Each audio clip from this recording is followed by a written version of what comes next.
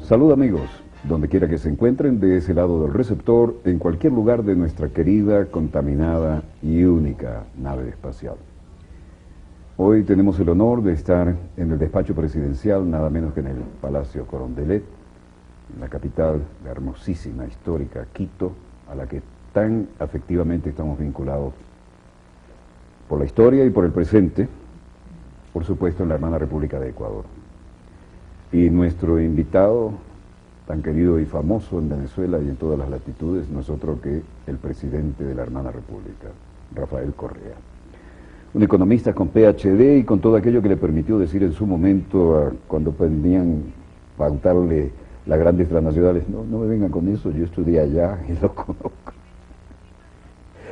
Muchas gracias por su tiempo, presidente. Gracias a usted, Walter, y a través de las pantallas, pues un inmenso abrazo a toda la patria grande. Que así sea. Altera nuestra batería de preguntas, si la puedo llamar así, con el mayor respeto, una novedad. Hay un diplomático británico, Chris Murray, que acaba de decir, no sabemos con qué intención, pero parecería que es positiva, que la CIA y sus adláteres tienen previsto una suma de más de 80 millones de dólares para promover un golpe de Estado si usted resulta reelecto. Bueno, ese ex embajador de Gran Bretaña dice mucho más, ¿no?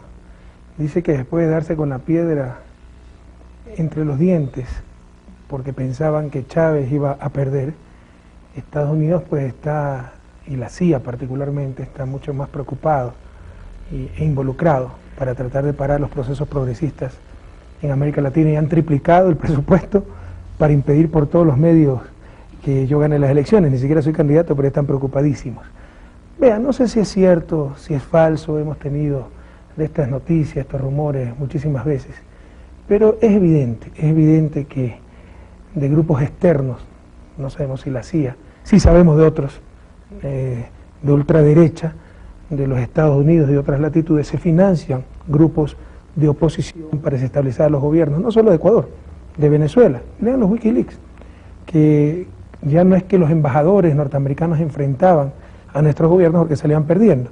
Entonces contrataban periodistas, financiaban a las organizaciones de la sociedad civil para que sean ellas las que ocupen el lugar de los partidos políticos derrotados, hagan oposición a los gobiernos, pero no oposición democrática, sino oposición desestabilizadora. Entonces, le insisto, no nos sorprende. Puede ser verdad, puede ser mentira, puede ser cierto pero exagerado, pero esto lo hemos venido sufriendo, soportando desde el primer día de gobierno, y sabemos que esa es la lucha. No sé si la cita va a ser textual, pero me impactó desde la primera vez que lo vi. Usted dijo, me corto la mano antes que renovar el contrato de la utilización de la base de Manta. Bueno, yo tengo Alzheimer prematuro, no sé si dije esa frase, pero no me sorprendería si la dije. Bienvenido al club. Porque, bueno, somos radicales, ¿no? Radicales en el sentido de que no renunciamos a nuestros principios, somos muy coherentes con nuestras ideas, decimos lo que pensamos y hacemos lo que decimos, y lo dijimos en campaña. Nos parece un insulto, una ofensa a la soberanía nacional tener una base extranjera en el suelo patrio. Y a los entreguistas que trataban de dorar la píldora, no tiene nada de malo. Dije, bueno, fabuloso. Entonces extendemos la base, el convenio de la base Manta, si Estados Unidos nos permite tener una base ecuatoriana en Miami, pues si no tiene nada de malo, no va a haber ningún inconveniente. Por supuesto, pues, sabíamos que eso no se iba a dar, y en el 2008, tal vez en forma inédita en nuestra América, tuvo que retirarse una base norteamericana, en este caso en el suelo ecuatoriano. Bueno, cara al Pacífico, ustedes honrosamente son el único país que no tiene un TLC con Estados Unidos, ¿no? ¿En qué situación los pone eso en el cuadro de honor? De bastante soberanía, porque estas son las novelerías, ¿no? Y es la papa caliente esta estrategia, como en los 90 la privatización, pero prohibido olvidar, querida América Latina, ¿acaso que en los 80, finales de los 80, inicio de los 90, con el famoso consenso de Washington, consenso donde no participó ningún país latinoamericano, no era ser poco menos que discapacitado mental, no privatizar hasta la camisa? Es que ya lo olvidaron. Y recuerdan las consecuencias de todo aquello. Bueno, ahora es lo mismo, ¿no? Si no firmamos TLC, el último descubrimiento de la civilización, el último avance planetario, somos poco menos que trogloditas. Los que entendemos algo de economía y sabemos de historia de desarrollo, conocemos pues cómo se desarrollaron los países hoy llamados desarrollados. Son los que menos practicaron lo que hoy predican. Y como ya son los campeones de competitividad, de productividad, están en la frontera tecnológica, ahí sí pues les conviene predicar el libre comercio porque son los que van a ganar. Pero por si acaso, el proteccionismo moderno fue inventado por Alexander Hamilton, ministro del Tesoro de los Estados Unidos, allá por el siglo XIX. Se cree que fue Friedrich List, economista alemán. Él lo aprendió en su viaje a Estados Unidos de Alexander Hamilton. Entonces, los que entendemos un poquito de esto no nos vamos a dejar sorprender por estas presiones, por esta estrategia, les insisto, la papa caliente, de tratar de poner prácticamente como un paria al país que no se presta a estas cosas. Creemos en el comercio, en un mundo interconectado, en una economía moderna, especializada, por supuesto que se debe intercambiar. Otra cosa es el bobo aperturismo, que puede quebrar países enteros. Subrayelo. El bobo aperturismo. Y más aún, en un país como Ecuador, que por otra de las torpezas, las boberías, las novelerías de nuestras élites, ya ni siquiera tiene moneda nacional. Cuando usted no tiene moneda nacional, es decir, no tiene política monetaria, para equilibrar cualquier problema externo, ¿qué es lo único que le queda? La política comercial, que es precisamente lo que se pierde con los TLC. Pero incluso si tuviéramos moneda nacional, somos muy escépticos con el libre comercio, el aperturismo irracional o el bobo aperturismo. Creemos en el comercio para el desarrollo de los pueblos, no creemos en el bobo aperturismo. Otra cosa que aplaudimos a la distancia y solidariamente, y tampoco me atrevo a hacer una cita textual, fue cuando usted le dijo a alguna delegación importante, no me vengan con eso porque yo estudié economía, soy economista, tiene un PhD además, ¿no? Y lo estudié allá. ¿En qué circunstancias fue esa que marcó el territorio? Ya le digo, yo tengo Alzheimer prematuro. Sin embargo, pues no sé si eran transnacionales, pero sí nos han tocado enfrentar muy fuertemente, desde que fui ministro de Economía en el 2005, estas burocracias internacionales, pues, que eran los nuevos virreyes en nuestra América, Fondo Monetario, Banco Mundial, y venían a darnos cátedra de economía y de buenas costumbres. Y resulta que yo salgo de economía y tengo buenas costumbres, así que no va a permitir que esta gente venga pues a imponer muchas veces sus farsas, sus falsedades, mentiras, en nuestros países, porque lo que predicaban no era técnica económica siquiera, era ideología pura y simple en función del gran capital. A tal punto que desde que estamos en el gobierno, pues no se atrevió a venir una de estas misiones del Fondo Monetario a darnos cátedra de economía y le insisto, buenas costumbres, y son bienvenidos todos los funcionarios del fondo si quieren venir a disfrutar de uno de los países más bellos del planeta, haciendo turismo, etcétera. Pero si viene a darnos cátedra como antes, por el mismo avión nos regresamos. Y a los pocos días de haber asumido el gobierno, expulsamos al representante del Banco Mundial en el país por todo el daño que el Banco Mundial había hecho. A mí, personalmente, esto no me lo han contado, lo viví. Y tengo que reconocer la frontalidad de esa vicepresidenta, Pamela Cox. Cuando fue ministro de Economía, acuérdese usted que cae el gobierno entreguista, traidor, corrupto de Lucio Gutiérrez, y ya estaba aprobado un préstamo para el país. Yo asumo como ministro de Economía, nunca llegó el préstamo. 3 meses después, ya cansado, pues de tanto esperar, voy a Washington, y me dice textualmente esta señora de frente, no le vamos a dar el préstamo porque usted cambió la política económica. O sea, los préstamos, los dólares del Banco Mundial como chantaje. Bueno, después tuve que, por presiones de esa burocracia y de otro grupo de poder, tuve que salir del ministerio. Lo que nunca esperaron es que yo llegue a la presidencia de la República y a los pocos días expulsamos al representante del Banco Mundial para demostrar a esta burocracia internacional que no somos colonia de nadie. Un gesto que aplaudimos a la distancia y, bueno, ya estamos de alguna manera integrados emocional, intelectualmente, comunicacionalmente. Lo demás vendrá como consecuencia de la voluntad política que están ejerciendo los gobernantes progresistas, ¿no? Pero nos llamó la atención poderosamente su programa semanal, donde realmente hay un contacto con las bases, ¿no? Y se trasiegan los conceptos. Pero hay una cosa que nos gustó mucho y es la manera en que se hace control de gestión de cada una de las secretarías de Estado, ministerios o de los gobiernos locales. ¿Cómo logran eso? Hemos avanzado muchísimo en eso. Nosotros encontramos un Estado destrozado, ¿no? El Estado desertor. Y lo poco que quedaba era un Estado burgués, el Estado aparente, ¿no? Como dice un filósofo boliviano, representando solo los intereses, resguardando tan solo los intereses de unas cuantas élites. Hemos tenido que reconstruir el Estado, y un Estado no burgués, sino un Estado popular. Ha habido una reingeniería total, sobre todo del gobierno central. Con la nueva Constitución, pues se aumentaron funciones estatales, por ejemplo, la función de control social, de participación ciudadana y control social. Pero sobre todo a nivel ejecutivo, pues hemos avanzado mucho, reorganizamos el Poder Ejecutivo, tenemos 8 ministerios coordinadores, cada uno con sus ministerios sectoriales, con sus instituciones, por ejemplo, política económica incluye la banca pública, y tenemos mucho control de gestión, ¿no? Tenemos todo un sistema, SIGOP se llama, Sistema de Control Gubernamental. ¿Puede deletrearlo otra vez? SIGOP, S-I-G-O-B labial, ¿no? SIGOP, Sistema de Gobernabilidad, donde están los diferentes proyectos, compromisos, y cada vez vamos perfeccionando esto, ¿no? Esto era básicamente una base de datos para controlar algunos proyectos. Ahora vamos a llegar el próximo año ya a lo que se llama el GPR, Gobierno por Resultado, en general Gobierno Electrónico, donde van indicadores para cada institución y dentro de cada institución, cada unidad, por ejemplo, hospitales.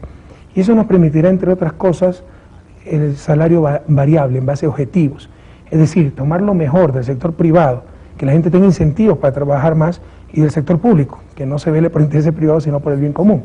Entonces, en un hospital, por ejemplo, se podrá medir el número de cirugías que hace un cirujano, por decirle algo.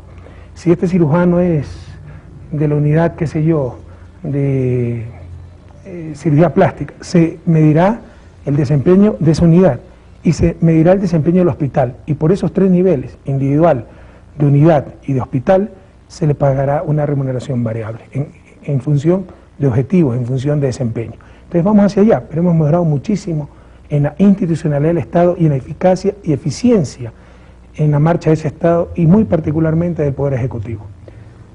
A mí me impactó, voy a hablar en primera persona, de tal manera esto, que dije, esto es el ejemplo a seguir, indudablemente, ¿no? Esto sienta cátedra de gobierno, pero además me dijeron que este gobierno en línea, en el que tienen que interactuar, cualquier punto de lo que está marcado en la agenda donde no haya un resultado o no haya visitado ese renglón y no haya demostrado lo que se hizo, es como que el alumno queda en evidencia ante la maestra o el profesor. Bueno, el seguimiento, mire, no podemos negar la realidad, la historia, la evidencia.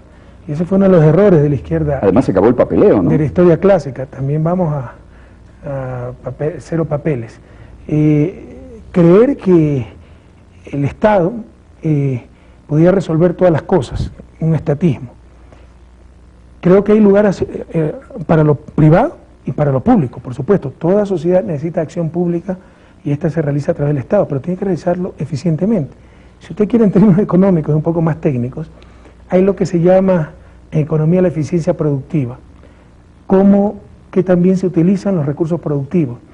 Y eso hay evidencia que lo hace mejor el sector privado, por su propio interés, por los incentivos que existen, la utilidad, etcétera. Pero hay la otra eficiencia, que es la eficiencia asignativa. Me explico. Bueno, el sector privado puede manejar muy bien, tal vez, qué sé yo, una guardería infantil, pero también una discoteca, pues, y no es lo socialmente más deseable. Ya, tal vez está manejando muy bien esa discoteca, pero lo más deseable socialmente no era que ese trabajo humano, ese capital financiero, ese capital físico, constituyera una discoteca, sino tal vez una guardería, un centro de desarrollo infantil. Esa es la eficiencia asignativa, mandar los recursos a sus usos socialmente más valiosos. Eso lo hace mejor el Estado, porque tiene esa visión integral. Los hombres políticos tienen que tomar esa decisión. ¿Cuál es el problema? Que hay que ser eficientes productivamente. Pero hay que tener coraje los político. recursos están en sus usos más valiosos, pero hay que utilizarlos de la mejor manera. Y eso falta en el sector público. Con todas estas reformas estamos logrando dar incentivos para que también se logre esa clase de eficiencia en el sector público. Y le tengo que ser muy honesto, ¿no? Justo ayer teníamos una reunión con la Secretaría de Planificación. Yo tengo la suerte de contar con un extraordinario equipo de gobierno. Sin duda es el gabinete de más alto nivel técnico académico de la historia del país. Hay muchísimos PhD en el gobierno. El propio Secretario Nacional de Planificación es el único economista con PhD en Economía Ambiental. Y seguimos renovándonos, seguimos avanzando, trabajando día a día para ese rediseño del Poder Ejecutivo y del Estado en general. Y ayer tuvimos una reunión muy importante donde todavía podemos, por ejemplo, concentrar ciertas instituciones, evitar ciertas duplicidades, optimizar ciertos recursos. Por ejemplo, 19 institutos de investigación, que lo podemos conciliar en 5 grandes institutos. Entonces seguimos día a día trabajando para la optimización del Estado, para tener un Estado cada vez más eficaz y eficiente. Eficiente en el sentido productivo y eficiente en el sentido asignativo. Incluso me dijeron que los presupuestos que se realizan muy técnicamente tienen que estar ejecutados en los primeros 4 meses, ¿es cierto eso? Mire, esto era tan duro, no es tan Pero correcto. esto para ustedes es lo cotidiano, pero para era tan nosotros duro. es el que país quiero decirle, soñado. justo le decía ayer, ¿no? Y yo no soy un hombre de fácil halago, tal vez ese es mi defecto. Siempre exijo muchísimo a mis colaboradores y me cuesta decirte felicito, etcétera. Siempre, si hay la sábana blanca y el puntito negro, ve el puntito negro, ¿no? Si sacaron 19 sobre 20, no felicito, qué bárbaro, qué nota, sino porque perdiste el punto. Y eso es un defecto, no es una virtud, tal vez soy perfeccionista, ¿no? Y hay que reconocer mucho más el esfuerzo y los logros, y los logros. Pero yo les decía a mi equipo de la Secretaría de Ciudad de Planificación, ustedes están haciendo historia, yo no he visto esto en ningún otro país. Y además, si usted estudia administración pública, primero en Latinoamérica es un desastre. Y en Estados Unidos lo que hace es estudiar las instituciones de Estados Unidos, y también bastante mal, sin mucha rigurosidad. Y corren la arruga a su manera. Aquí estamos trazando un camino para toda nuestra América. O sea, esto después lo debemos consolidar en adecuadas publicaciones y compartir nuestra experiencia con el resto de los países de la patria grande, porque realmente hemos avanzado mucho en la concepción de un Estado popular, en una adecuada institucionalidad para el bien común, en eficiencia en la marcha de ese Estado. Entonces, seguimos trabajando en todas estas áreas. Usted me preguntaba algo en concreto sobre presupuestos, etcétera. Sí, por ejemplo, era tan duro. ¿Qué es lo que se hacía? No es exactamente eso. Pero ¿qué es lo que pasaba antes? Por ley, el presupuesto se tenía que empezar a discutir en enero. Hasta que se podía empezar a ejecutar en marzo. ¿Ya? Y como que si era una ley no escrita, no hacíamos nada el primer semestre, usted veía, ¿no? 0 de ejecución en enero, 0 de ejecución en febrero, 2% en marzo, 5% en abril, en diciembre 60%. Y se ejecutaba lo sumo, 65-70% de lo presupuestado. Es decir, subejecución y con un flujo terrible para la economía. Porque en diciembre, que es donde más circulación de dinero hay, más actividad económica, era donde se mandaba más recursos, o sea, eran políticas procíclicas por la mala ejecución del presupuesto. Era tan duro esto, había tantas leyes absurdas, solo en enero se puede empezar a discutir el presupuesto. Había una cultura burocrática que no había que hacer nada los primeros meses del año, que yo dije en algún momento a mi gabinete, el momento en que logremos que el presupuesto se ejecute uniformemente, es decir, 12 meses, aproximadamente 8% por mes, 96%, 8 y pico, 100% andar, me voy a mi casa porque habremos logrado lo imposible, ya lo logramos. Ahora el presupuesto se ejecuta, acabamos 30 de junio con exactamente 50% del presupuesto ejecutado. Entonces hay ahora uniformidad en los flujos, ¿no? Lo que inyectamos a la economía y en el porcentaje de ejecución presupuestaria. Para los que saben de esto, de finanzas públicas, etcétera, esto es un logro espectacular e implica, entre otras cosas, un profundo cambio en la cultura burocrática. No conozco ningún ejemplo de esa categoría, una verdadera revolución tecnológica en un concepto. Mira, nosotros siempre decimos, lo tenemos muy claro, esa es la revolución. Eso es lo que está pasando en Venezuela, Bolivia, Argentina, eso es lo que molesta a las élites, ¿no? La revolución es el cambio en la relación de poderes y el desarrollo es básicamente un problema político. ¿Por qué América Latina no se ha desarrollado? Si usted venía con Cristóbal Colón y era economista, hubiera dicho América Latina se va a desarrollar más rápido que Estados Unidos, perdón, que en ese momento América del Norte, porque aquí había civilizaciones, la Inca, la Maya, la Azteca. En América del Norte habían tribus nómadas, había ciencia, tecnología, calendarios, etcétera. Allá no había nada, había muchos más recursos naturales que en América del Norte. Solo en el Yasuní, en el Parque Nacional de Yasuní, en 1 hectárea tenemos más especies de árboles que en toda América del Norte. Y sucedió exactamente lo contrario, con la relación de poderes que ha habido. La respuesta es compleja, pero parte de esa respuesta es una clase de élites que tuvo América Latina. Élites excluyentes, que no utilizaron los beneficios del progreso para dar bienestar al resto, sino para diferenciarse del resto. Sus barrios de lujo, sus colegios de lujo, sus clubes de lujo, separarse, no crear castas, crear clases, diferenciarse. Entonces, el desarrollo, en primer lugar, es un proceso político. El cambio en la relación de poderes, el transformar esos estados burgueses en estados populares, pero también un problema técnico. Tenemos que hacerlo bien, tenemos que hacerlo con eficiencia. Y eso lo tenemos muy claro y somos muy cuidadosos, hasta obsesivos con aquello, ser eficientes. Hablando de colegios elitescos, me viene a la mente una anécdota que nos tocó compartir con los compañeros. Estábamos bajando de una camioneta, o vieron las cámaras, pasa un joven, dice, hey man, así, tú eres Walter, ¿sí? oye, qué bueno el programa, bla, bla, bla. Te voy a decir algo, ¿qué viniste a hacer? Dice, bueno, esperamos tener el honor de entrevistar al presidente de lujo que tienen acá. Dice, oye, te voy a contar una anécdota que te va a servir. Dice, estábamos en la universidad más cara de la ciudad, y entonces él era el profesor, y había unas chicas de la burguesía, todas que acostumbradas a sacarle A, y de repente una saca B, porque él no regalaba nada, y dice, pero profesor, ¿por qué nos pasa esto? Estoy tratando de armar aquella espontánea y muy interesante declaración de principio que hace ese muchacho, y me dice, el profesor fue a la pizarra, hizo un cálculo matemático, les demostró cuánto costaba su hora como profesor en una universidad tan cara y de tan selecta asistencia, y dijo, ¿cómo pretenden ustedes que yo devalúe el concepto de lo que ustedes deben aprender? Yo tengo que exigirle porque están pagando mucho por esto. Cuéntenos algo de eso. Bueno, pero un hombre sí nos ve, dice, cuando lo vea, mándale saludos. Ahora la verdad, dice, yo estudié en Estados Unidos, nada mejor que lo que teníamos ahí, y toca la batería ahora, ¿no? Lamento, en este momento no viene el nombre. Bueno, tenía un muchacho brillante, y era verdad que daba en clase en una universidad más cara, la más cara del país, pero también de las pocas que te permitía vivir de la cátedra, y no había chicos muy buenos, chicos de la burguesía, y paradójicamente a estos chicos que son de la rancia oligarquía, ya familias de siglos, de abolengo, no tienen nada que demostrar, y son los chicos más sencillos, socialmente muy preocupados. Los más insoportables son los nuevos ricos, ¿no? Los que quieren demostrar que el estatus que han alcanzado. Y habían chicos muy buenos, ¿no? No me recuerdo esa anécdota, pero sí recuerdo que era excesivo, ¿no? Si por algún motivo los chicos se atrasaban, así no tuvieron alumno y empezaba a escribir, a dar clases. Y cuando los chicos decían, profesor, pero yo empecé y no había nadie, ¿a quién le está dando clase? Yo lo que sé es que si pierdo 5 minutos de la hora con lo que cuesta a ustedes esta hora de clase, les estoy robando. Así que podemos ustedes si llegan o no, pero yo empiezo a dar clase, si es a las 7, 7 en punto. Y empezar a dar clase así no hubiera nadie, ¿no? Entonces sí tenía esa forma de actuar también por esa responsabilidad, ¿no? De exigirle a los chicos los máximos. Eran chicos muy buenos, muy buenos. Pero eso nos trae un hilo conductor, ¿no? El sentido pedagógico con que usted habla y cómo utiliza de bien los medios modernos, ¿no? También siempre, bueno, vengo a la academia, ¿no? Me ha gustado mucho la ciencia y la tecnología. No es que las convierto en religión, como algunos, le insisto. Muy bueno. El desarrollo es, al menos inicialmente, un proceso político. ¿De qué nos sirve la ciencia y tecnología si va a estar en manos de una élite que va a ayudar, va a servir para acumular poder, acumular riqueza y diferenciarse? Entonces, básicamente un proceso político, pero se necesita esa ciencia y tecnología para mejorar las condiciones de vida. Entonces también somos muy adeptos, somos muy proclives incluso muy entusiastas para tratar de adaptar lo más rápido posible los nuevos descubrimientos, las nuevas técnicas, etc.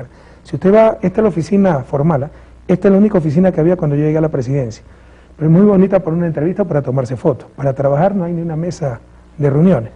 Tuvimos que hacer a rompecinchas en unos 4 o 5 meses la oficina que tenemos al lado, que es donde despacho a diario, y esa sí tiene tecnología punta, no es full technology. Dijeron que tiene una sala situacional digna de un general en campaña. Por ejemplo, se comunica con todo el país en tiempo real. Podemos hacer, y creo que también somos el único gobierno en la región y del mundo probablemente, gabinetes virtuales. De hecho, cada mes tenemos un gabinete virtual. Yo estoy con los ministros coordinadores y los otros ministros están conectados vía videoconferencia. ¿Interactúan en tiempo real? Sí, podemos presentar PowerPoint, dividir la pantalla, o sea, es como está presente, ¿no? Bueno, hablando de colegios, entiendo que ambos venimos de la familia salesiana. Bueno, yo trabajé también con los salesianos, pero estudié con los lasallanos. Ah, bien. Ah, usted estudió con los salesianos en Uruguay. Sí, sí, uno de los colegios más antiguos y de una formación completísima. Y ahí recibí, paradojalmente, en un colegio de la alta burguesía, mis primeras lecciones de antiimperialismo, porque el cura que nos daba sociología cristiana había sido capellán de asalto en la guerra paraguayo-boliviana y nos demostró el drama de la destrucción de países hermanos por las compañías petroleras. Él decía, yo formé a la crema innata de mi país y tuve que estar en primera línea de la infantería dándole la absolución cuando morían junto a mi lado.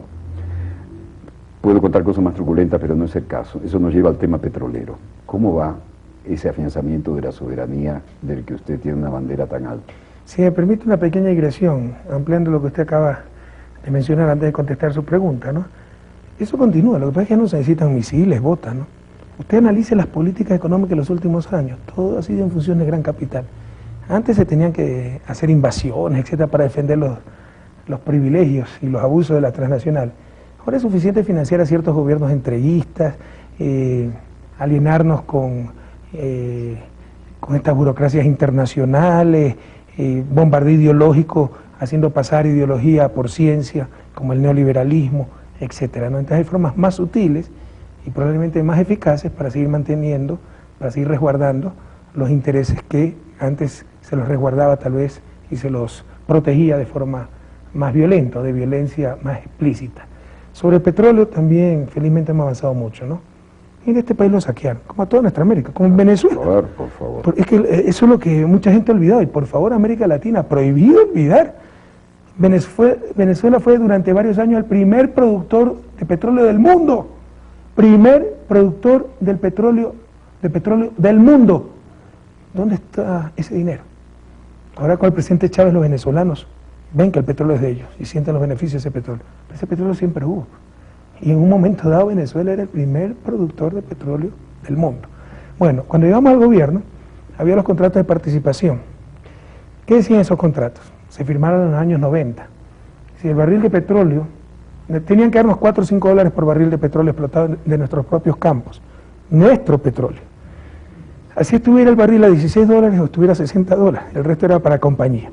Algo se remedió con el gobierno de Alfredo Palacio cuando se puso un impuesto sobre las utilidades extraordinarias del petróleo. Sin embargo, pues seguían siendo un insulto para la soberanía del Ecuador. Nosotros renegociamos muy fuertemente esos contratos y los transformamos en contratos de servicios. Esto es, el petróleo es nuestro, lo contratamos a ustedes para que saquen nuestro petróleo. Así que en base a una fórmula que establece costos, etcétera, y una adecuada ganancia, bueno, ustedes nos cobran por barril.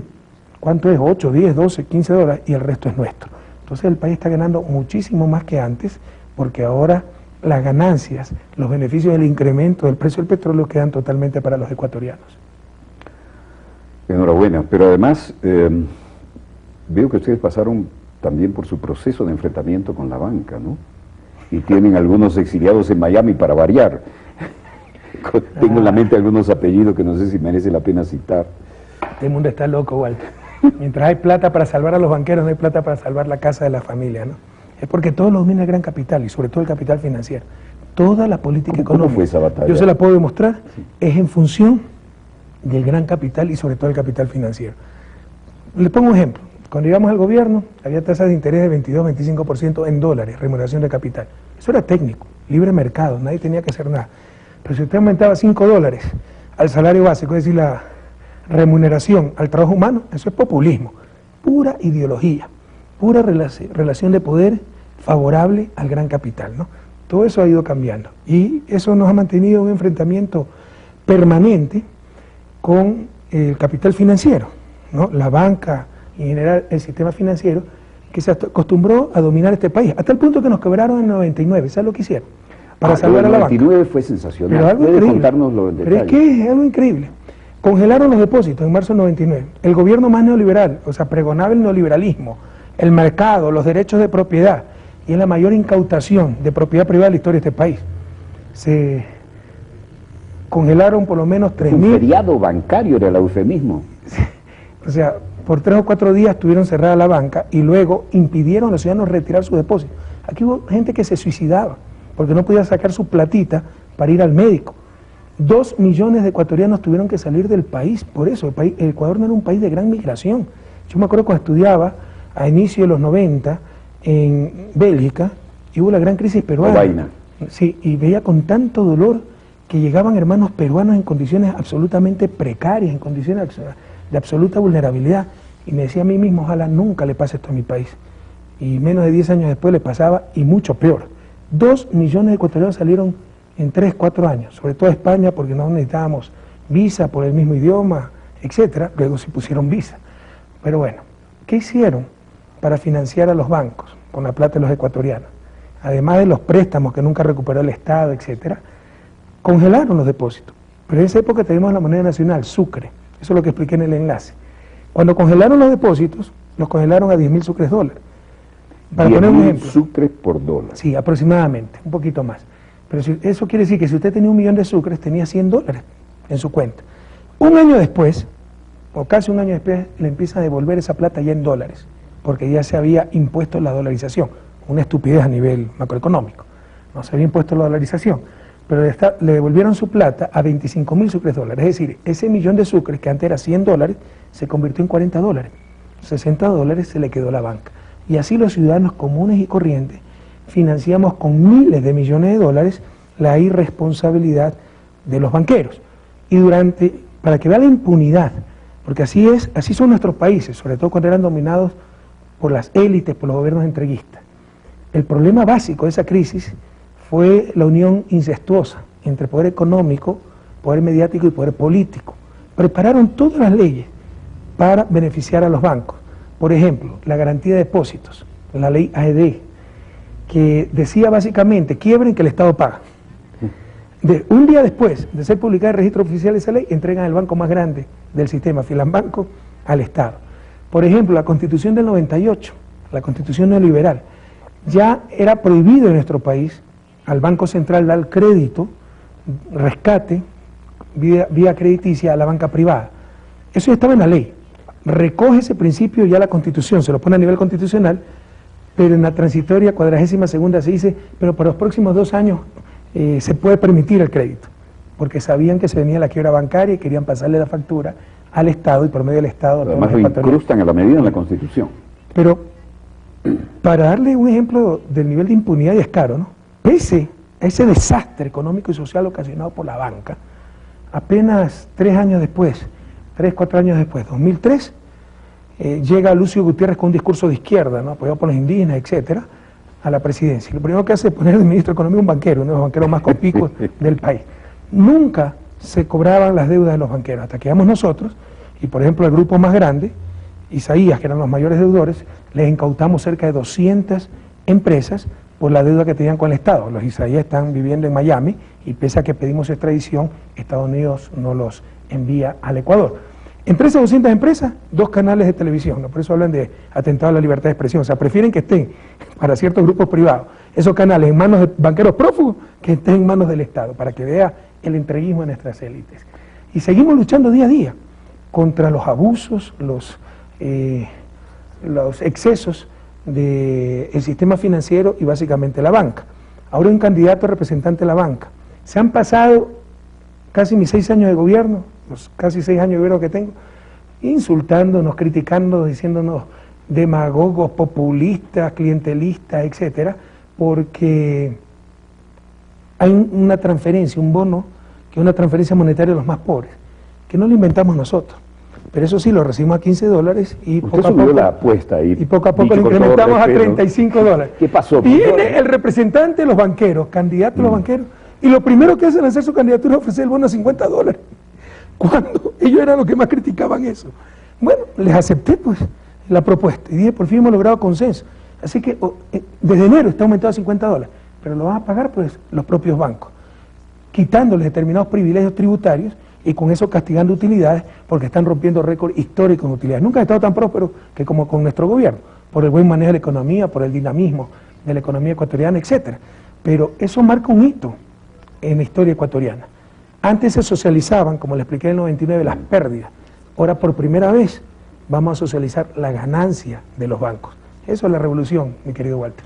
Pero además, usted subió la apuesta con el mismo argumento de la oposición y después le dice, bueno, pero esto lo va a pagar la banca. ¿Qué pasó ahí? Porque la oposición demagógicamente, después de pasar casi 6 años diciéndonos de todo por pagar ese bono, ya lo primero que hace es subir ese bono, eso cuesta más el incremento, más de $300 millones, y demagógicamente dice este señor, representante de los banqueros, y lo vamos a financiar con la propaganda electoral, disminuyendo la propaganda electoral. Porque nos acusan de lo mismo que acusan a Chávez de exceso de propaganda. Resulta que la propaganda de todo el gobierno, con las empresas públicas, la telefónica que tiene que competir con las privadas, etcétera, no supera los 20 millones. Y el impacto del incremento es más de 300 millones. O sea, pura demagogia, puro engaño, pura irresponsabilidad. Así que dijimos, bueno, sí al incremento, pero pagado con las ganancias extraordinarias de los bancos. Vaya, vea, pues están que comen cemento. Están amenazando con quiebre, con corrida, que se van a ir del país. Que les vaya bonito.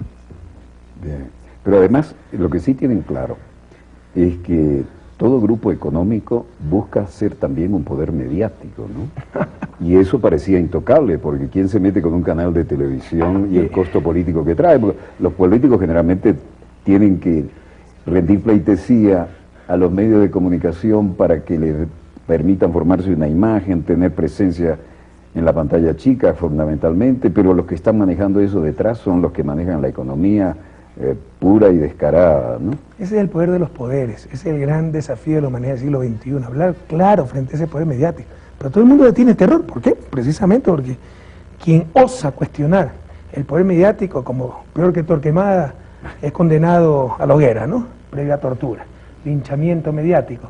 Pero ¿cuál era la práctica aquí? O sea, yo no sé, pocas veces he visto discursos tan inconsistentes, absurdos como la pseudo defensa de la libertad de expresión por parte de estos negocios dedicados a la comunicación, que nos quieren hacer creer que criticarlos a ellos, sus negocios, sus fines de lucro, su mediocridad, su evasión de impuestos, su explotación laboral, sus corruptelas, es criticar la libertad de expresión. Eso es tan absurdo como decir que criticar a un gobierno es criticar la democracia. Pero esas tonterías las repiten una y otra vez, y hay gente que se las cree, y hay gente que se asusta, que se amilana con todo esto. Pero insisto, pocas veces he visto tanta inconsistencia como en esto de la libertad de expresión. Por favor, latinoamericanos, entendamos que la prensa burguesa no es otra cosa que negocios privados con fines de lucro, que pudieron poner un casino, un burdel, un colegio privado, y pusieron un medio de comunicación. Pero además de eso, aquello le da mucho poder, y se han acostumbrado a quitar, poner presidentes, legislar, juzgar, absolver, condenar, etc. Es decir, se han acostumbrado a un estado de opinión, y en América Latina debemos inaugurar los estados de derecho, por el bien de todos, donde nadie esté por encima de la ley, empezando por los medios de comunicación, porque aquí está chistoso. Hay 12.000 juicios por daño moral en el país. Si un periodista, ¿De quién contra quién? Ciudadanos comunes. Sí. Pero si un periodista lo calumnia, usted le pone un juicio por daño moral, es atentado a la libertad de expresión.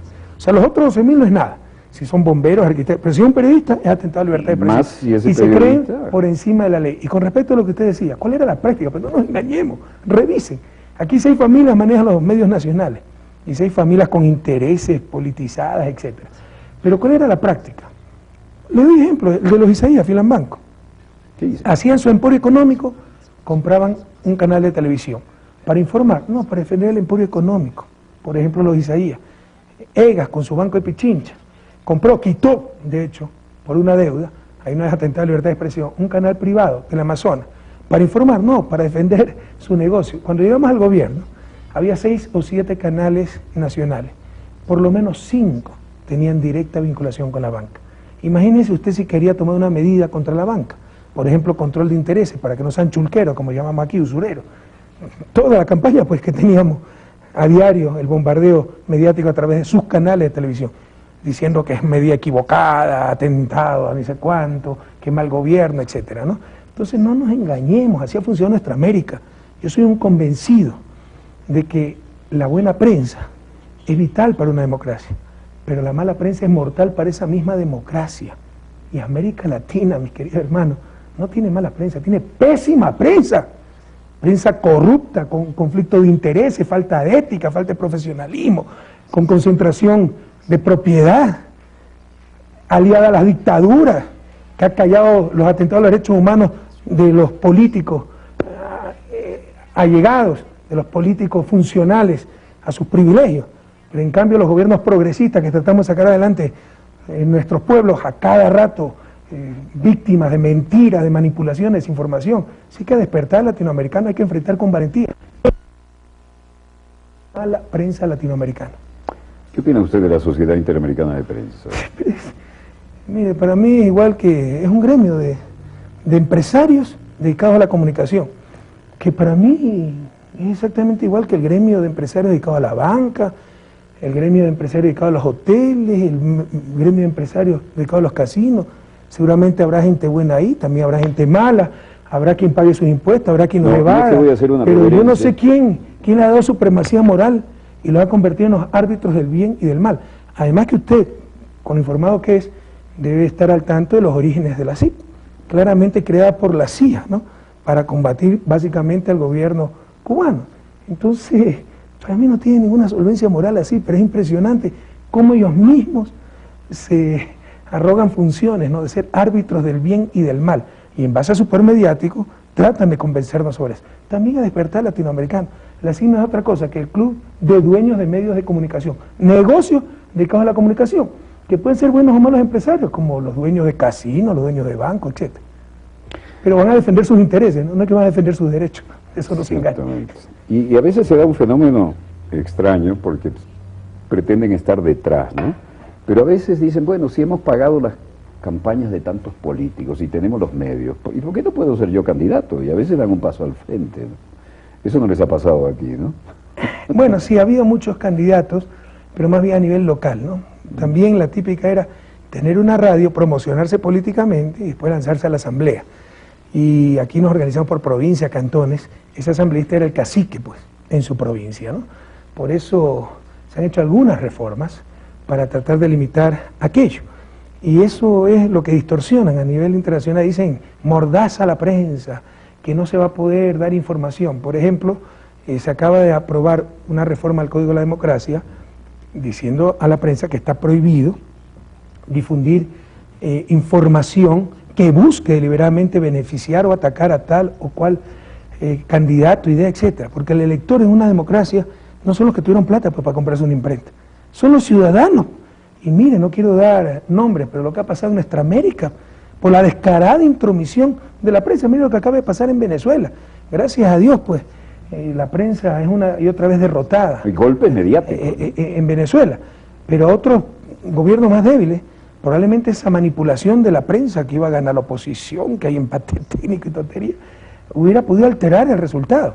Además, imagínense y preparar el ambiente si Chávez no hubiera ganado con 10%, sino con 1 o 2%. Peor escenario posible. Hubiera sido imposible, pues, la gobernabilidad en Venezuela. Eso es lo que buscaban, esa era su apuesta, porque sabían que estaba mintiendo y que Chávez iba adelante. Entonces, esta manipulación, ¿no?, política de la prensa, debemos enfrentarla sin temor. La prensa debe informar. Si quieren ser actores políticos, no compren una imprenta, pongan un partido político, sean un poco más honestos. Pero es una cosa que debemos debatir en nuestra América. Pero cada cosa que usted debate sobre la prensa, atentado a la libertad de expresión. ¿Y qué le viene todo el hinchamiento mediático? Solidaridad es automática en el hemisferio. No solo en el hemisferio, a nivel mundial. Es impresionante todas las instancias, todas las argollas que tiene a nivel mundial. Tienen sus fundaciones, sus institutos, sus comités de protección de periodistas, ellos mismos se autocondecoran. Y aparecen las ONG por ahí, las ONG, bien pagadas en fundaciones financiadas por la USAID, etcétera, etcétera, a defender la libertad de expresión, no, a defender los negocios de una oligarquía que está contra los gobiernos progresistas. No nos engañemos, latinoamericanos. Qué bueno. ¿Y cómo logró esa reforma constitucional, que era otra puñalada a los poderes fácticos? Bueno, era una noble estocada, ¿no? Mira, nosotros hemos tenido mucha suerte, ¿no? En todas estas cosas también se requiere suerte. Creo que sí, hemos sido sagaces, hemos sido competentes en lo que hacemos, pero también hemos tenido suerte. Sepa usted que nosotros llegamos sin un solo diputado. Por eso digo, fue una Sísifo, ¿no? O sea, esto fue, a diferencia del proceso venezolano, donde el presidente Chávez conformó durante varios años su movimiento Quinta República. Tenía una base, sobre todo, de militares amigos, etc. A diferencia del proceso boliviano, donde durante muchas décadas Evo Morales fue un dirigente de organizaciones sociales y tenía su base en dichas organizaciones. Nosotros prácticamente, yo siempre digo, ¿no? Se llamaba aquí el movimiento forajido y fue un preludio de lo que más tarde iban a ser los indignados ocupados en Wall Street en el primer mundo. No fue gente indignada, que prácticamente en forma espontánea dijo, ya basta. Y se dio la oportunidad entonces de presentar nuestra propuesta política de poder, pero sin un movimiento y una organización estructurada. Y llegamos como rechazo a toda la clase política y a la institucionalidad del viejo Estado, sin candidatos a diputados. Y nuestra propuesta de campaña fundamental... ¿Cómo es eso? ¿Llegan sin candidatos a diputados? Sí, no presentamos candidatos. un poquito de eso. No presentamos candidatos. Porque allá la oposición hizo algo y dijo, no nos presentamos, y quedó con la mayoría absoluta el presidente, y ellos se dieron un tiro en un pie. Pero ustedes lo hicieron al revés y le funcionó. Sí, explíquenos esa paradoja. Bueno, por la muy buena táctica y buena estrategia. Y le insisto que bastante suerte también. Entonces, nuestra propuesta básica de campaña fue una asamblea constituyente, para cambiar esa constitución neoliberal, que había sido uno de los factores para la crisis la bandera, ¿no?, del 99. Entonces, en teoría, pues los actores políticos debemos obedecer una democracia el pronunciamiento del soberano, del pueblo ecuatoriano, pero para que vea la farsa de la oposición política que tenemos y de los medios, sus cómplices, no querían pues llamar a esa constituyente y ponían todos los peros, y supuestamente se requería una aprobación de la asamblea que era bastante discutible. Entonces, el día de mi posición firmo el decreto y manda a esa asamblea constituyente. Entonces entra en una tensión política muy grande el país. Pero era clave el Consejo Nacional Electoral para llamar a esas elecciones. Y en el Consejo Nacional Electoral estaba dominado por la partidocracia, es decir, por los partidos tradicionales que no querían la constituyente. Por eso le digo, en esto también se necesita suerte, porque nunca dejaré de mencionar y recordar al presidente de ese Consejo Nacional Electoral, de un partido de oposición, el doctor Jorge Acosta, que al ver tanta manipulación, mientras para no quedar mal con la ciudadanía, los dirigentes de su partido decían, sí queremos más constituyente, le decían a él, no llames a elecciones, no hagas nada, deja que pase el tiempo nomás. Como hombre honesto, se asqueó y dijo, no, yo voy a hacer respetar la voluntad del pueblo, por esto votó el pueblo y convoca elecciones. Y por eso podemos tener la asamblea constituyente, podemos tener las elecciones asambleístas que ganamos de largo, la asamblea constituyente, la nueva constitución que se presentó a consulta popular en el 2008 y esa es la base del nuevo Estado. Ahora, en torno a esto, y aquello del control de la gestión y lo que hemos visto en su programa semanal que nos pareció tremendamente bueno, porque además se ve, aparte que usted evidentemente es un fenómeno mediático y lo aprovecha muy bien esto, se ve también la vena de pedagogo que todo comunicador debe tener, porque no puede quedarse en un mensaje litesco y debe llegar a todas las capas sociales. El problema para la oposición debe ser cómo usted logró el control de gestión permanente, pero además el hecho, si lo entendí bien, es que cada uno de los ministros y cada de los diferentes niveles que tenga una responsabilidad tiene que pasar por lo menos 2 días de cada semana in situ trabajando en el área de que es de su responsabilidad. ¿Es así como lo interpreté bien? Lo más fácil en esto, mi querido Walter, es engañarse y ser engañado. Por ejemplo, cada vez que yo voy a algún sitio, pues ya todo el mundo se mueve, entonces si faltaba señalización en la carretera la pinta, entonces para cuando llega el presidente, qué bonita que está la carretera. Y a estas alturas del partido, como decimos en Ecuador, no me como esos cuentos, ¿no? Entonces lo mejor es caer de imprevisto en algún lugar. Pero para precisamente no ser engañados, no actuar en escritorio en base a cifras que en el territorio no significan nada, se le ha exigido a los ministros que al menos 2 días por semana pasen despachando en territorio. Entonces los ministros están en todas partes del país viendo... Al menos 2 días por semana. Al menos 2 días. Son 3 días en verdad que le hemos pedido. 3 días. Y 2 días de despacho en Quito. Entonces están al menos 3 días normalmente por semana, incito, viendo que las escuelas marchan, los hospitales marchan, que aún así nos engañan, aún así hay muchas cosas que no marchan. Pero imagínense cómo era antes, ¿no? Cuando el gobierno, el presidente, los ministros estaban sentados en sus cómodas oficinas en Quito y viendo cifras que le preparaban sus asesores para satisfacer el ego, ¿no? Pero en los territorios la realidad era totalmente diferente. Ahora tratamos de estar muy empapados de esa realidad. Donde usted estuvo, fue el sábado el enlace ciudadano en San Miguel de los Bancos, eso es lo que llamamos gabinete itinerante. El día anterior había estado todo el gobierno reunido y en el momento en que daba mi enlace, todos los ministros estaban atendiendo a los ciudadanos de San Miguel de los Bancos. Entonces viendo la falta de carreteras, viendo la falta de hospitales, lo que no funciona, que denuncia corrupción. No, incluso el gabinete, en lugar de estar en su entorno, estaba atendiendo a la ciudad. Trabajando en los barrios, sí, y en todos los niveles. Y por ejemplo, lo que me decía la ministra... No aparecían en la imagen, ¿no? La ministra de Transporte y Obras Públicas, ¿no? Tenemos la propuesta del gobierno provincial de Pichincha para ayudar a financiar 2 túneles en una vía muy importante, a Loac Santo Domingo, tal vez la más importante, a la que une Guayaquil y Quito. 2 túneles, sí, que va a ser más segura la carretera, va a ahorrar unos 3 kilómetros, pero cuesta $60 millones. Y cuando a la ministra le pedía tanto a campesinos pobres, carreteros rurales. Entonces hay que ver pues qué es más importante. Pero ahí le demuestra una vez más lo relevante de estar en el territorio y empaparse de la necesidad y sensibilizarse, que es más importante los túneles o esos 60 millones en caminos rurales para que los campesinos pobres puedan sacar su producción.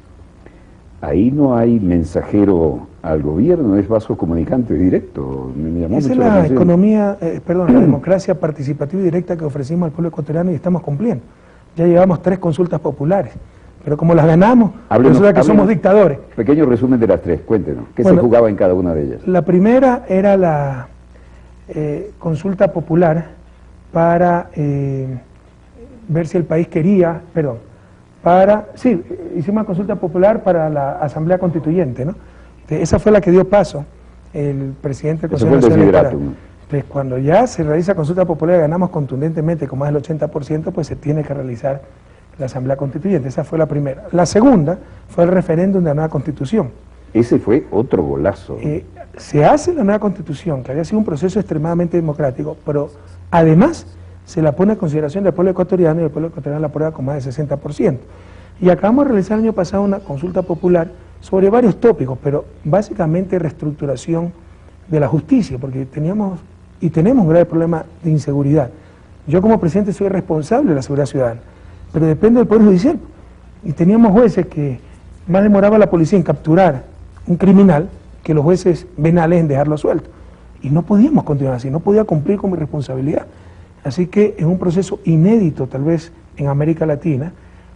Ha habido otras reestructuraciones de la justicia en América Latina, pero decididas por las asambleas, etc. Aquí fue consulta popular, el pueblo ecuatoriano nos dio la autorización para poder reestructurar la justicia, con un consejo de judicatura transitorio que funcione en forma autónoma, pero en base a claros lineamientos aprobados por el pueblo ecuatoriano.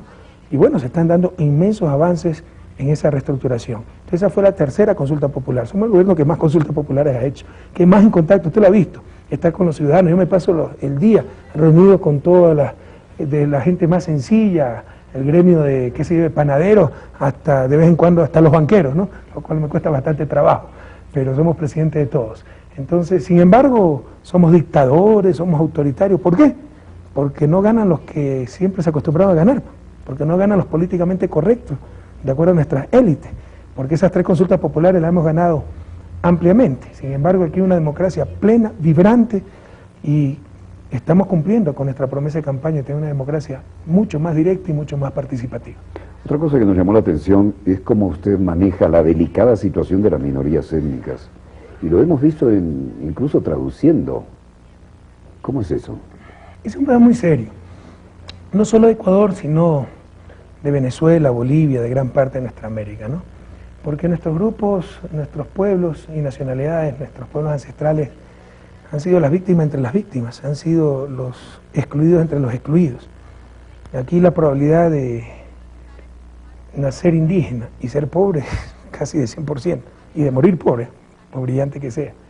Por el contrario, sea usted la persona más inútil, si tiene un apellido ribombante, por perezoso inútil que sea, nacerá rico y morirá rico. O sea, eso es lo que se llama la falta de movilidad social, que es uno de los símbolos de modernización de una sociedad, ¿no? Y de evolución de una sociedad. Aquí la movilidad social es tremendamente baja. Y los más predicados han sido nuestros Todavía pueblos. Está muy estratificado. Sí, y todavía, aunque hemos mejorado muchísimo en reducción de pobreza y reducción de equidad, todavía esa movilidad social falta mucho.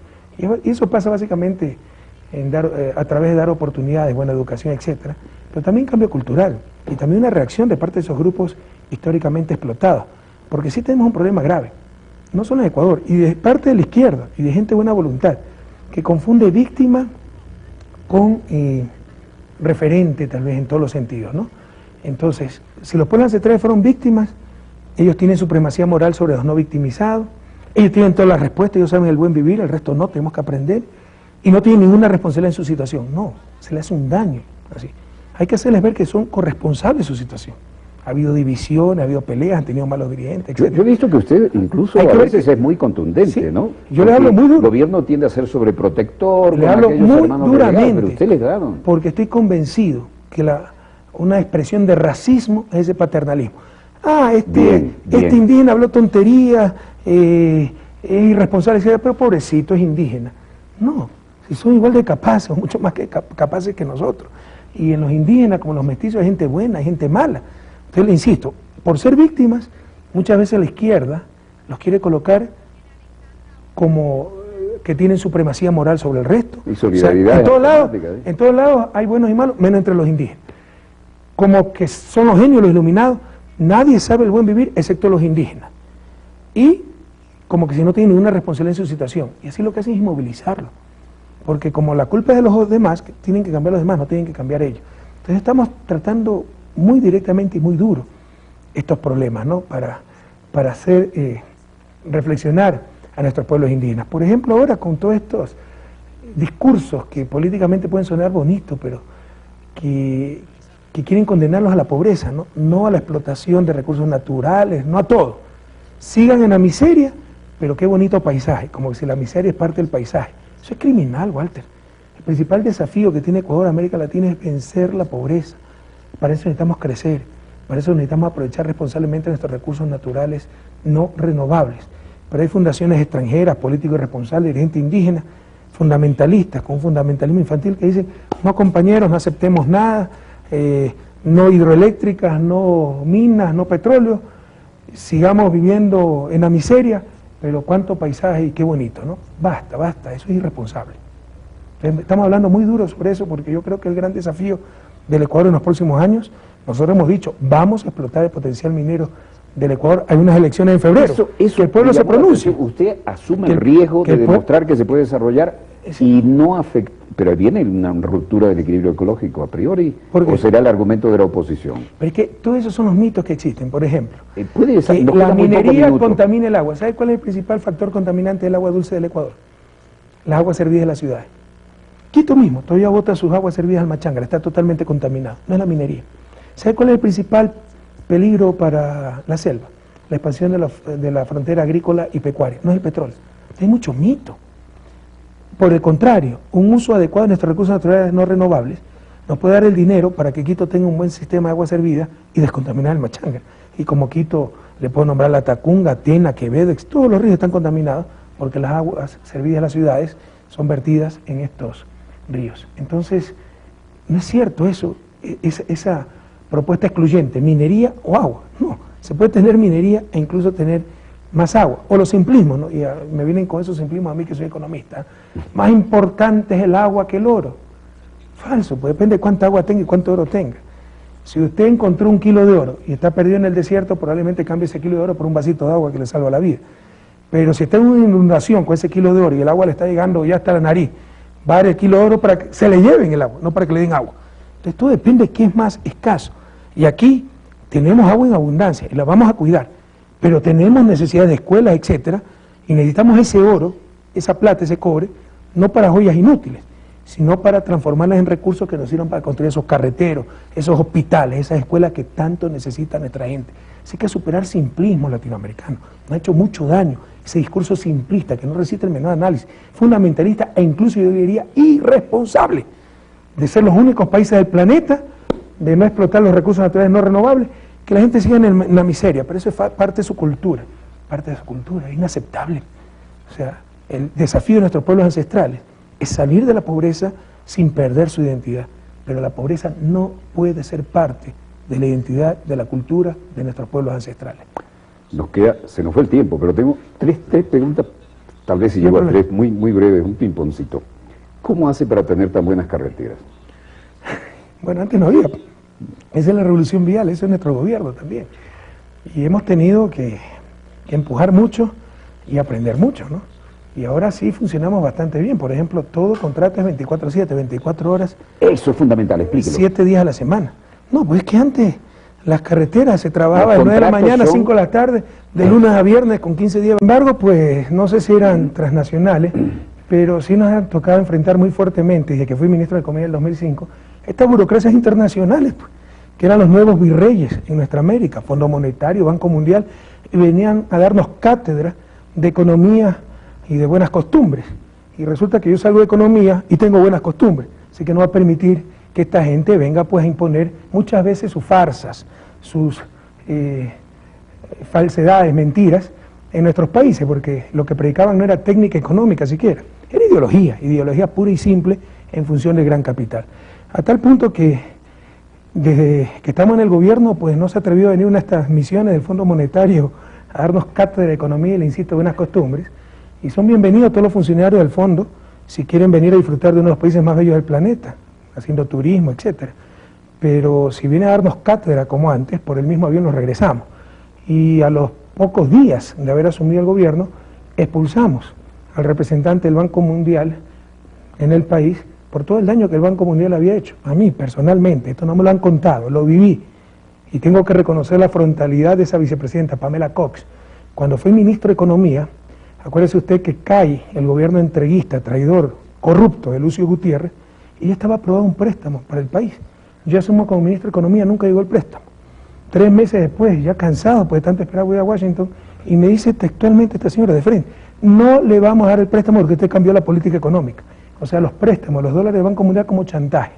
Bueno, después tuve que, por presiones de esa burocracia y de otro grupo de poder, tuve que salir del ministerio. Lo que nunca esperaron es que yo llegue a la presidencia de la República y a los pocos... Bienvenido al club. Porque, bueno, somos radicales, ¿no? Radicales en el sentido de no que esperábamos menos no usted, renunciamos a nuestros cuente. principios, somos muy coherentes con nuestras ideas, decimos lo que pensamos y hacemos lo que decimos, y lo dijimos en campaña. Nos parece un insulto, una ofensa a la soberanía nacional tener una base extranjera en el suelo patrio. Y a los entreguistas que trataban de dorar la píldora, no tiene nada de malo. Dije, bueno, fabuloso. Entonces extendemos la base, el convenio de la base Manta, si Estados Unidos nos permite tener una base ecuatoriana en Miami, pues si no tiene nada de malo, no va a haber ningún inconveniente. Por supuesto, pues, sabíamos que eso no se iba a dar y en el 2008, tal vez en forma inédita en nuestra América, tuvo que retirarse una base norteamericana, en este caso en el suelo ecuatoriano. Bueno, cara al Pacífico, ustedes honrosamente son el único país que no tiene un TLC con Estados Unidos, ¿no? ¿En qué situación los pone eso en el cuadro de honor? De bastante soberanía, porque estas son las novelerías, ¿no? Y es la papa caliente, esta estrategia, como en los 90 la privatización, pero prohibido olvidar, querida América Latina, ¿acaso que en los 80, finales de los 80, inicio de los 90, con el famoso consenso de Washington, consenso donde no participó ningún país latinoamericano, no era ser poco menos que discapacitado mental, no privatizar hasta la camisa? Es que ya lo olvidaron. Y recuerdan las consecuencias de todo aquello. Bueno, ahora es lo mismo, ¿no? Si no firmamos TLC, el último descubrimiento de la civilización, el último avance planetario, somos poco menos que trogloditas. Los que entendemos algo de economía y sabemos de historia de desarrollo, conocemos pues cómo se desarrollaron los países hoy llamados desarrollados. Son los que menos practicaron lo que hoy predican. Y como ya son los campeones de competitividad, de productividad, están en la frontera tecnológica, ahí sí pues les conviene predicar el libre comercio porque son los que van a ganar. Pero por si acaso, el proteccionismo moderno fue inventado por Alexander Hamilton, ministro del Tesoro de los Estados Unidos, allá por el siglo XIX. Se cree que fue Friedrich List, economista alemán. Él lo aprendió en su viaje a Estados Unidos de Alexander Hamilton. Entonces, los que entendemos un poquito de esto no nos vamos a dejar sorprender por estas presiones, por esta estrategia, les insisto, la papa caliente, de tratar de poner prácticamente como un paria al país que no se presta a estas cosas. Creemos en el comercio, en un mundo interconectado, en una economía moderna, especializada, por supuesto que se debe intercambiar. Otra cosa es el bobo aperturismo, que puede quebrar países enteros. Subráyelo. El bobo aperturismo. Y más aún, en un país como Ecuador, que por otra las torpezas, las boberías, las novelerías de nuestras élites, ya ni siquiera tiene moneda nacional. Cuando usted no tiene moneda nacional, es decir, no tiene política monetaria, para equilibrar cualquier problema externo, ¿qué es lo único que le queda? La política comercial, que es precisamente lo que se pierde con los TLC. Pero incluso si tuviéramos moneda nacional, somos muy escépticos con el libre comercio, el aperturismo irracional o el bobo aperturismo. Creemos en el comercio para el desarrollo de los pueblos, no creemos en el bobo aperturismo. Otra cosa que aplaudimos a la distancia y solidariamente, y tampoco me atrevo a hacer una cita textual, fue cuando usted le dijo a alguna delegación importante, no me vengan con eso porque yo estudié economía, soy economista, tiene un PhD además, ¿no? Y lo estudié allá. ¿En qué circunstancias fue esa que marcó el territorio? Ya le digo, yo tengo Alzheimer prematuro. Sin embargo,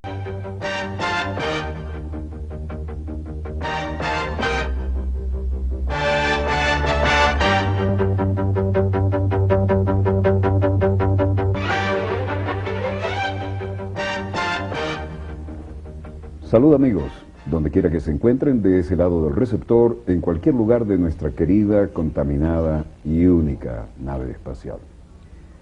Hoy tenemos el honor de estar en el despacho presidencial, nada menos que en el Palacio Carondelet, en la capital, la hermosísima, histórica Quito, a la que tan afectivamente estamos vinculados por la historia y por el presente, por supuesto en la hermana República de Ecuador. Y nuestro invitado, tan querido y famoso en Venezuela y en todas las latitudes, no es otro que el presidente de la hermana República, Rafael Correa.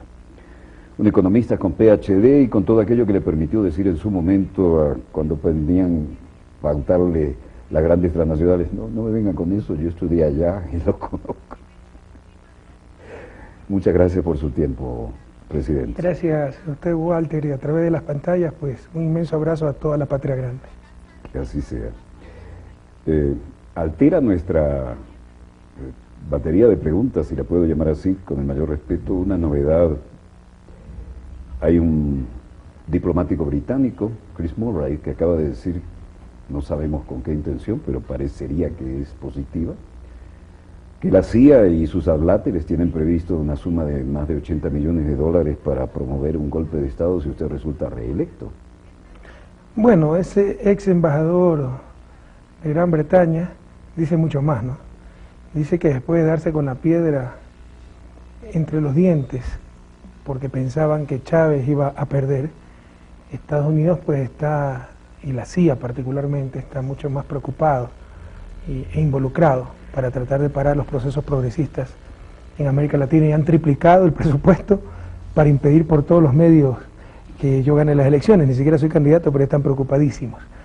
Vean, no sé si es cierto, si es falso, hemos tenido de estas noticias, estos rumores muchísimas veces, pero es evidente que de grupos externos, no sabemos si la CIA, sí sabemos de otros, de ultraderecha, de los Estados Unidos y de otras latitudes, se financian grupos de oposición para desestabilizar a los gobiernos, no solo de Ecuador, de Venezuela. Lean los Wikileaks, que ya no es que los embajadores norteamericanos enfrentaban a nuestros gobiernos porque salían perdiendo.